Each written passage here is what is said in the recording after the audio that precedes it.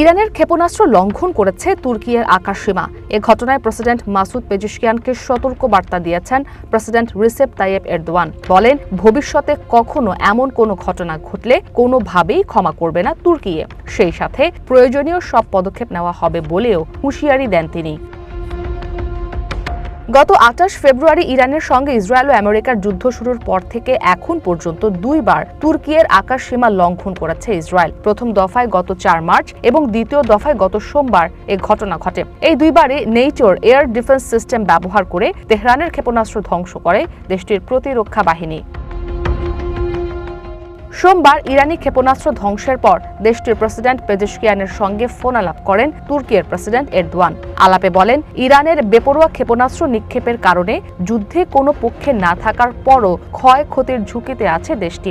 এ সময় প্রতিবেশী দেশগুলোতে ইরানের হামলাকে বেআইনি উল্লেখ করেন এরদোয়ান। বলেন, বন্ধু ও ভ্রাতৃপ্রতিম দেশগুলোর উপর চালানো হামলায় কারো কোনো স্বার্থ আদায় হবে না এবং আঙ্কারা কখনো এই ধরনের কার্যক্রমের অনুমতি দিবে না।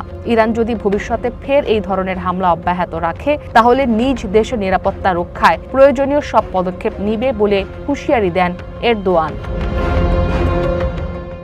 তবে তুর্কির অভিযোগ অস্বীকার করেছেন ইরানের প্রেসিডেন্ট মাসুদ পেজেশকিয়ান। তিনি দাবি করেন, দেশটির আকাশসীমা লঙ্ঘনকারী ক্ষেপণাস্ত্রটি ইরান থেকে ছোড়া হয়নি।